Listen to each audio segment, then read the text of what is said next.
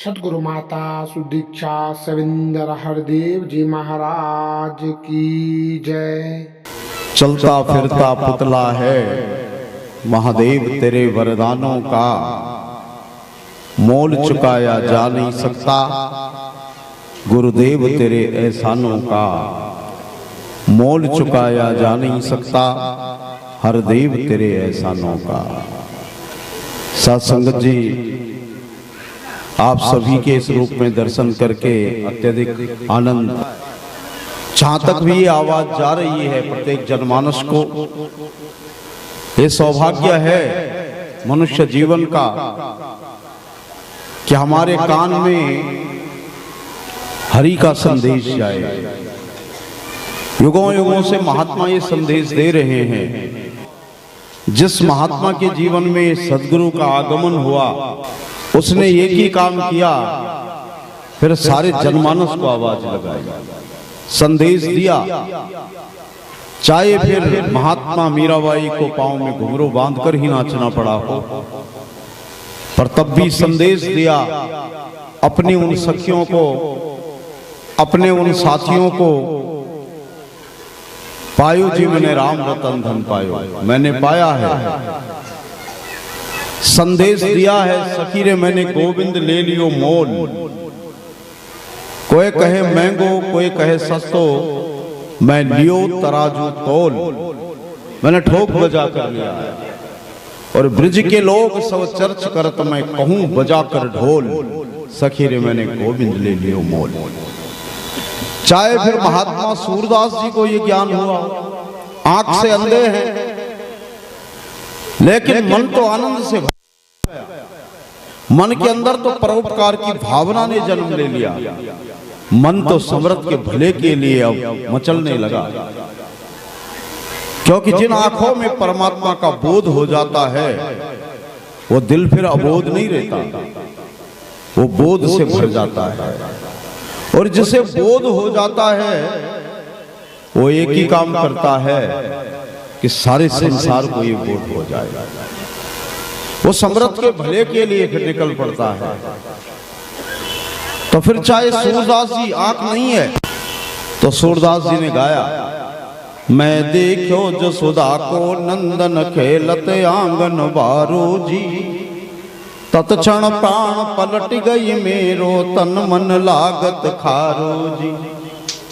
कहत कहूँ कुछ कहत न पावत ये रस लागत खारो जी, वही जाने जे लुब्ध सुरा सोई जानत जानन हारो जी। भले किसी को मेरी बात का यकीन हो न हो, संसार मुझ पर उंगलियां उठाए तो उठाए, परंतु एक बात का दावा है कि जिसने मेरी तरह परमात्मा को पाया है वो मेरी बात का यकीन करेगा। क्योंकि यही तो परमात्मा का करिश्मा है कि किसकी कृपा न हो तो आंख वाले तलाश करते रह जाते हैं, और इसकी कृपा हो तो अंधे भी जश्न मना लेते हैं। यही तो कृपा है कृपा का छोर कहां पर सोच सके ना बुद्धिमान, कर दे कृपा यदि तू स्वामी रंग कभी बन जाए धनवान। चाहे फिर महात्मा कबीर जी ने पाया हो और इसी काशी की धरती से जनमानस को संदेश दिया कि आओ परमात्मा को जाना जा सकता है। मैंने देखा है, मैं कोई पढ़ी पढ़ाई बात नहीं कह रहा हूं, मैंने आत्मबोध किया है, मैंने परमात्मा को देखा है। और फिर संदेश दे रहे हैं, बैठे पंडित पढ़े पुराण, बिन देखे का करे बखान, ओ कहे कागज की लेखी और मैं कहूं अखियन की देखी। और यही ज्ञान जब शहंशाह बाबा अवतार सिंह जी को हुआ तो उन्होंने भी लिखा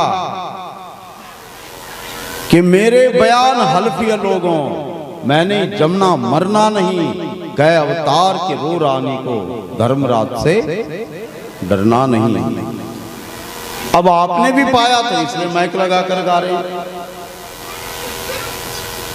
इसीलिए महात्मा नाचते हुए गा रहे हैं।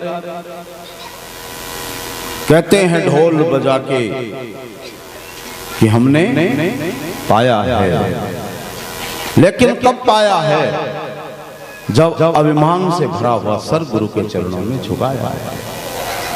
इसलिए दास ने भी लिखी है, अभिमान भरी गर्दन को जब गुरु चरण में आन झुकाया है। अभिमान भरी गर्दन को जब गुरु चरण में आन झुकाया है। मैं जिस्म नहीं मैं चेतन हूं, ये राज समझ में आया है। कि जिनकी अवस्था मुझे देखकर आनंद से भर जाती है। तो कभी आपने देखा हो किसी माँ का बेटा ना अगर कहीं बाहर प्रदेश में हो, बहुत समय से उसकी कोई खबर ना मिले, अचानक बेटा आ जाए तो माँ शिकायत करना चाहती है, आंखों से आंसू है और आवाज निकलती नहीं, क्योंकि पुत्र को देख के वो गदगद है।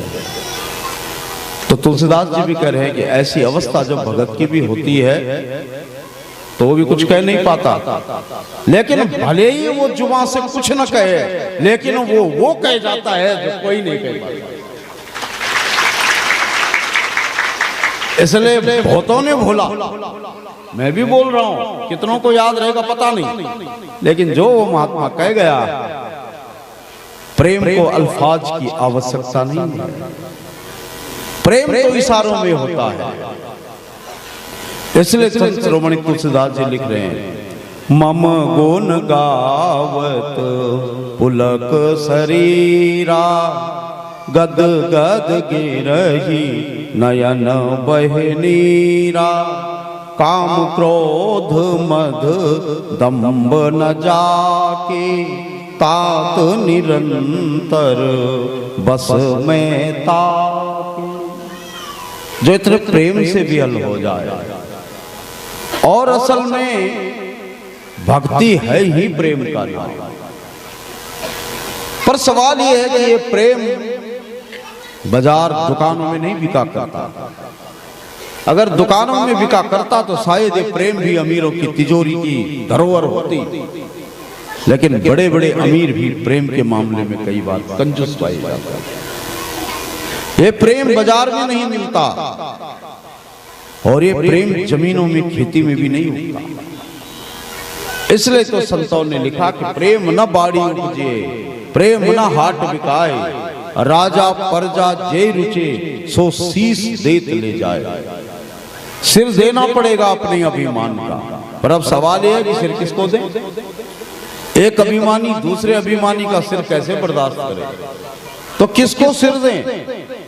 इसीलिए सहनशाह बाबा जी लिख रहे हैं, एड्रेस दे रहे, कहाँ रखना है सिर, जो कीमत डाल दे सिर की।